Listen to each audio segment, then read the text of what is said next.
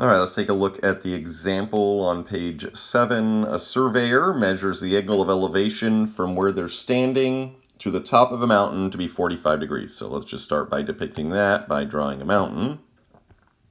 Oops, let's turn off auto line straightening by drawing a mountain. And so here's our mountain, and there's the ground that the surveyor is standing on.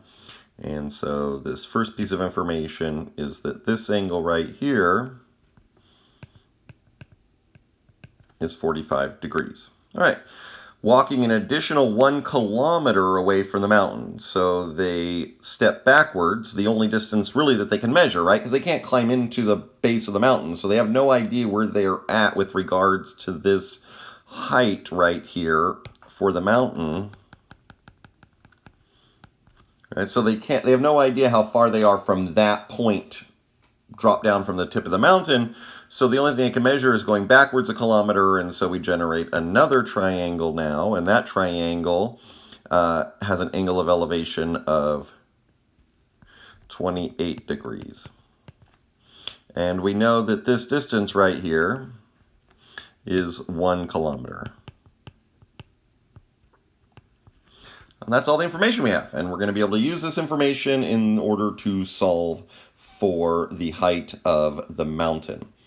It's important to appreciate this is distinctly different than previous examples in that we don't know any of the actual lengths of the sides of any of the right triangles depicted here, right? We have 2 right triangles. There is this right triangle, but the actual distance here we don't know. So this distance D, we don't know what it is. And then there's a second right triangle, but this 1 kilometer is not the length of the side for this right triangle, right?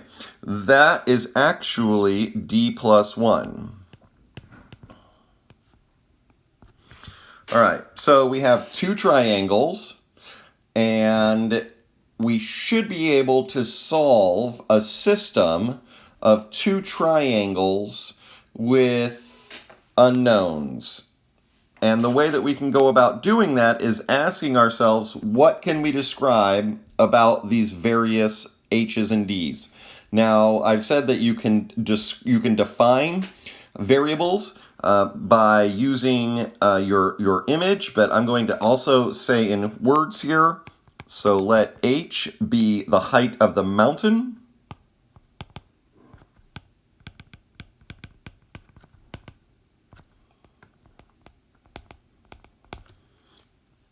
And D, the surveyor's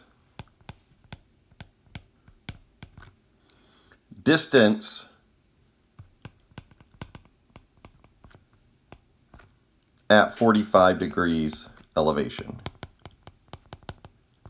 And both of those, right? So D is describing the distance, I guess the distance from the, how do I want to say that? That's not quite right. Distance, let's do this. The distance to a point directly below the peak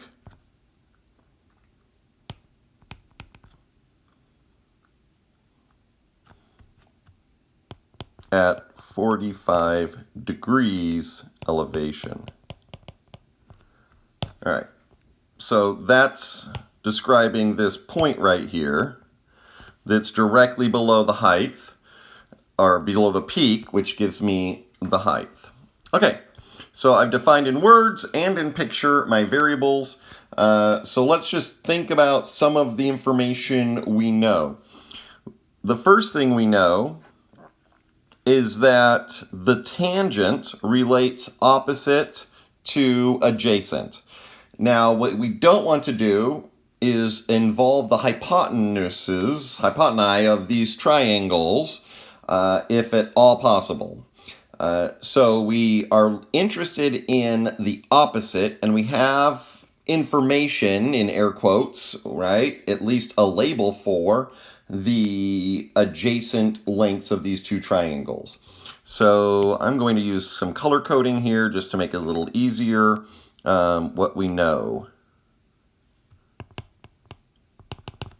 Well, the first thing we know is that the tangent of 45 degrees, because this relates to the green triangle, is equal to h over d. And remember, h is what I'm trying to find, and I don't know d, so I can't explicitly state what h is. But the second thing I know is that the tangent, and this relates to the larger purple right triangle, all of these need to be right triangles in order to use these trigonometric relations. And so I have to zoom out to the larger triangle. The tangent of 28 degrees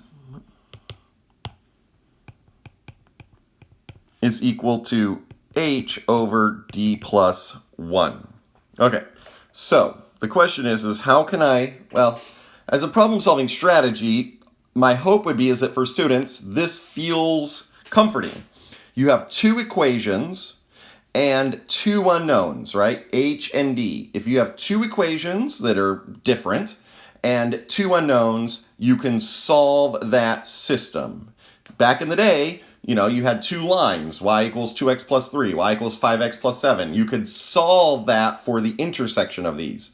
Here, instead of x and y, we have h's and d's, but we have information about two quote lines in variables, and we can solve those. All right, so how do we go about this? Well, the first thing we need to do is we need to relate h and d to each other. We're going to do a substitution. And so strategies, what I'm going to do is I'm going to solve this for h, solve for h, and then the second thing I'm going to do is plug into equation, I'm sorry, I just lied. I'm going to solve for d and plug into equation to solve for h. And plug into equation to solve for h. All right, just a roadmap. The first thing I'm going to do is I'm going to solve for d in the first equation. So we know that the tan of 45 degrees is equal to h over d, which means d is equal to h divided by the tangent of 45 degrees. The tangent of 45 degrees, though, if we look that up in our table, which is pi over 4 radians, is equal to 1. So d is equal to h over 1, which means d is equal to h. Now, if it wasn't, maybe that would be some, right? I would have h divided by 1/2.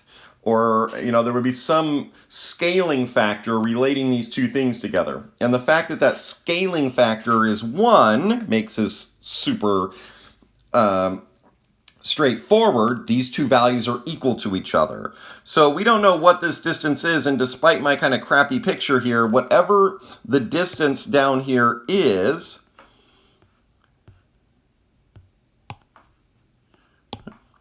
whatever this distance down here is, it's the same as this height over here, which, you know, if we step back and think about it, again, despite my bad picture, for a 45, 45, 90, those two legs should be the same, and so it shouldn't be shocking that we find that value. Okay, so then let's plug that in. So we're going to go to our other equation. The tangent of 28 degrees is equal to h over d plus 1. And remember, we're trying to isolate h.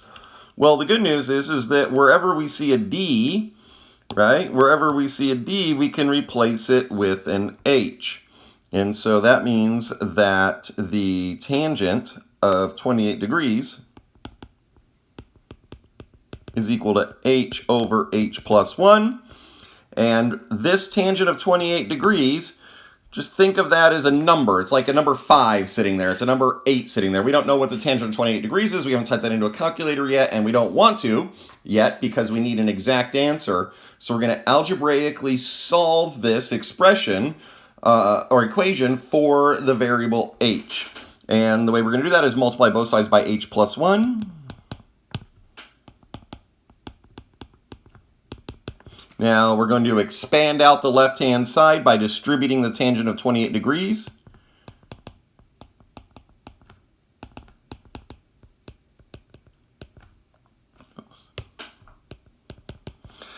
We have h's in two places, and so we need to gather them together and move everything else to the other side. Same strategy we always employ. H, if I, oops, let me make that better. H times the tan of 28 degrees minus h is equal to negative tan of 28 degrees.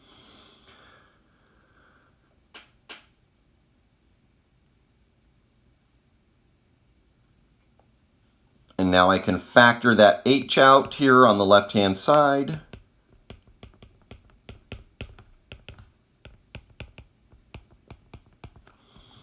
And lastly, I divide through.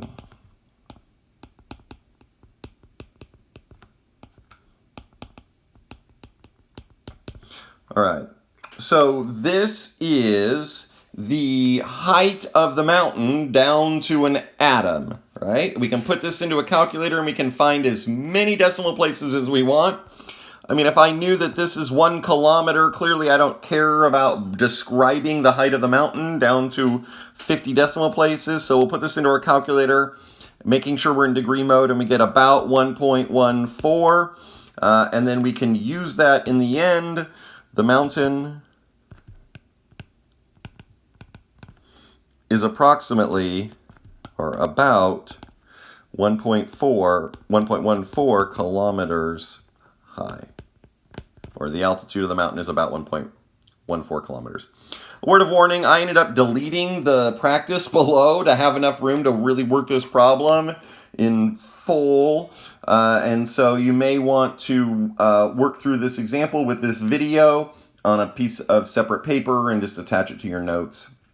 The practice below takes up a little bit less space, and so you should actually probably have enough space to work that there.